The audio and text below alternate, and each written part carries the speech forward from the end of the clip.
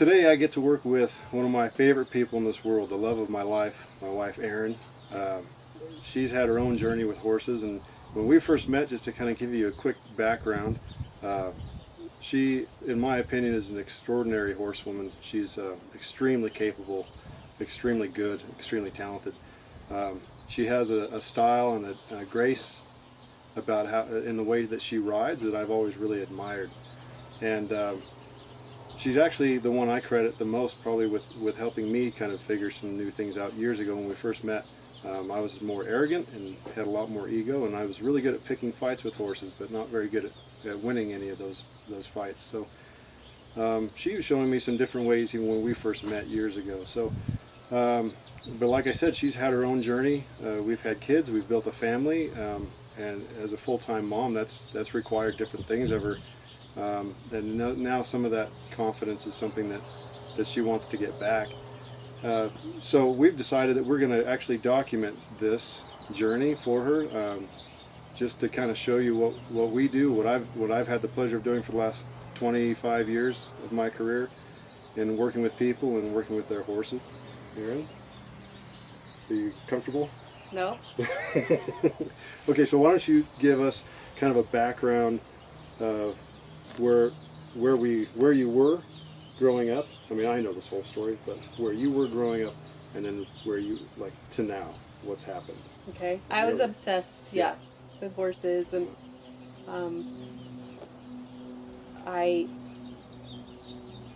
all we did was run everywhere. On your horses? On the horses. Bareback?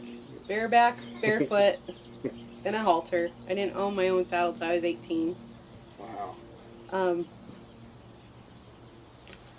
I did some showing for some people. I was really brave. I would ride anything. It didn't matter. I got bucked off a lot, and it was fine. It was just like, back on. Yeah, just kept getting back on. Came with the territory. Yeah. I felt. It was just part of it. Mm-hmm. Yeah. I'd ride anybody's horse. And you were pretty much self-taught, right? Yeah, kind of. I mean, I took some lessons, and I showed for some people. And I remember you telling me when you first got your first pony. Yeah. Was it Smokey? Smokey. Mm-hmm. Yeah.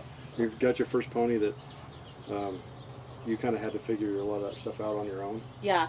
Yeah, like haltering and getting on and all that stuff. Mhm. And what was that? And he was a punk pony, like normal ponies, and my dad would take us to up in the hills, and there was like a trail, it was like a track, and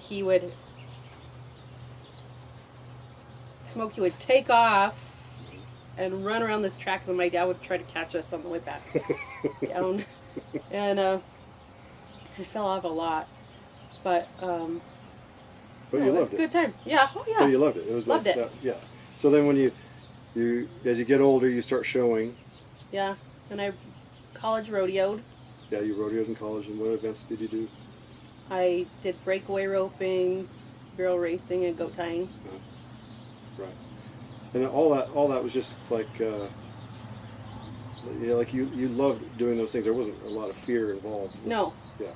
So not Yeah, a I lot loved of anxiety. it. Yeah. No. Okay. Yeah, because that's kind of when we met, was when you were rodeoing in college. Right. So then take us from there to now. What's changed and what's happened? Okay, we were going to start a family, and when I was pregnant with our daughter, I was riding a horse the day before I went into labor with her, right? Yep. Once I had her, I was terrified. She would only breastfeed. She would not take a bottle. Yeah. And I remember getting on a horse, and it was kind of fresh, and he was kind of jigging with me, and I don't know what happened, but it scared me to thinking, if something happened to me, how is my baby going to survive? She won't take a bottle. I'm her only sustenance for this life. So it started to make me nervous. And I was really, really cautious about what I rode, how I rode, after that. Yeah. Because it's important to know it's not that you won't ride now. Right. Because we rode last week, but there's just different anxieties now. Yes. You don't feel as free to do what you know how to do. Which, like now at this point, you're not real confident in feeling like you know how to take care of things if things go south. Yeah. Right. Just because kind of you're out of practice. Yeah. You know? And then a couple of years ago, I got dumped pretty good and stomped on. Yeah. And that, besides hurting, and it hurts worse now that I'm older, but that was also rang my bell a little bit, and Yeah. We're like the anxieties had already set in before that. yeah. And then that happened, and that kind of added to it, right? Yeah. Yeah. Okay.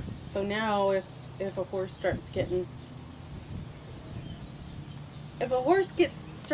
worried, I get worried that I don't know how to help it. I'm going to get hurt.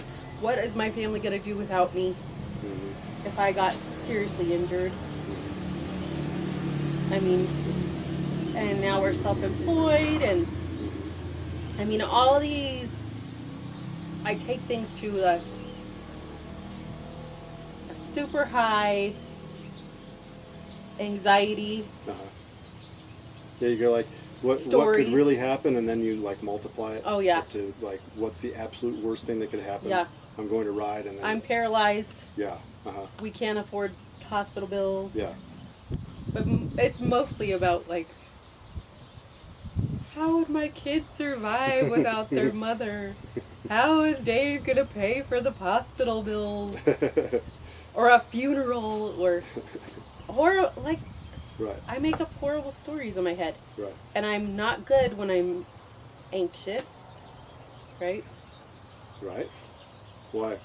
Why is that?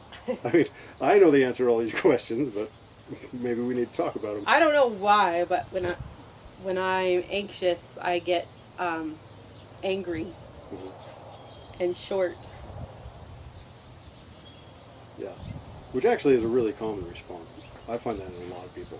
When Yeah. they get scared, they have a sense of a loss of control, and so they have to hurry up and get their ducks back in a row. And Yeah. Sometimes the best way we know how is just to be angry Right. and yell. And we have a mule that really showed this to me that that's not helpful, Right. because he's super sensitive.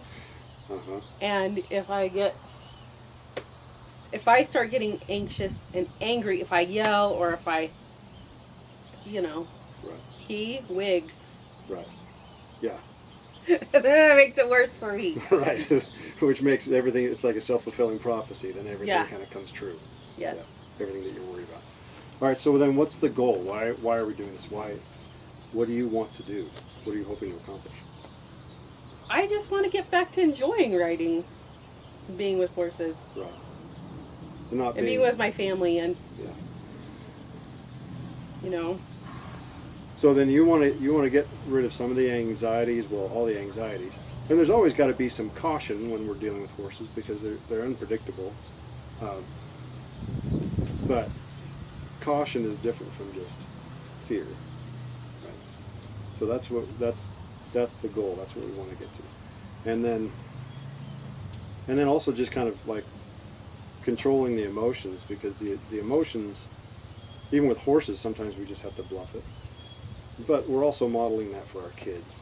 So if we lose it, we're modeling how we handle our anxiety to our kids. When we handle our anxieties poorly for our horses, nothing works effectively. Our horses are, like you said, Norman gets really scared and nervous, and he doesn't. The horses, they have to know that it's not about the person being in charge because of our ego, because we're these big tough humans who can scare horses. It's about, they need to know that they're safe with us. If we're going to be the lead in that herd, if they're going to allow us to take that position, then we have to be the ones who have our control over our emotions, because they're going to be feeding off of us. Right? So that's what we're going to work on. just like with horses, we work on little successes. What we would do is we're going to break things down into smaller steps, just so there's a little bit more confidence under our belt as we go along. You know, it's not like we're teaching somebody who's brand new at this. So I think that's where we're going to start. We're going to start with smaller steps, and then and so that way you can kind of remind yourself that, oh yeah, I do know this. I know what takes place in this position. Because sometimes what happens with fear too is when we get afraid, the fear mechanism in our brain sort of shuts down our problem-solving mechanism in our brain. And so anytime we have that problem-solving mechanism kind of closed off, anytime we can kind of confront that fear, even with a really small action, but if we can confront that fear, then it creates pathways from that section of fear to our problem-solving brain, which is, I believe, our frontal lobe.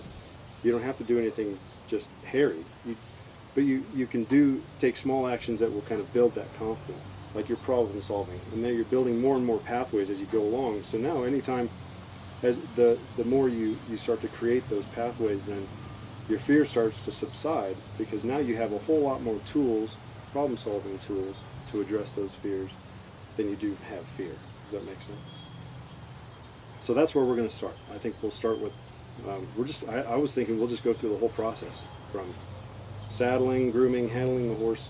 I mean, and all of that is so basic for you. But I want you to tell me as we go along what your train of thought is. You know, like where does your brain start to shift from, like, okay, I'm putting the halter on my horse. I hope a plane doesn't crash. Okay. Like, I mean, is that where your brain goes, or you know, or does the fear and the anxiety set in later on? And we'll kind of address it at every step. And that way we can start building those pathways from your fear to your problem solving. So now you're starting to realize this is when this is coming. I know what I'm feeling right now, and I know how to combat that. Does that make sense? Mm-hmm. So is this really vulnerable for you? Do you feel weird Yeah. about doing this? Yes. Is it embarrassing? I mean, from like your yeah. ego, from where you were and all that? For sure. Yeah. I know it's a vulnerable spot for you, and I know, like in the horse world and the cowboy world, I know it's kind of a shame thing where you almost feel embarrassed to be where you were, and then to admit that you're just like, I'm not that confident anymore. I'm anxious. I'm scared, or whatever. So anyway, I have no doubt that we'll climb through it.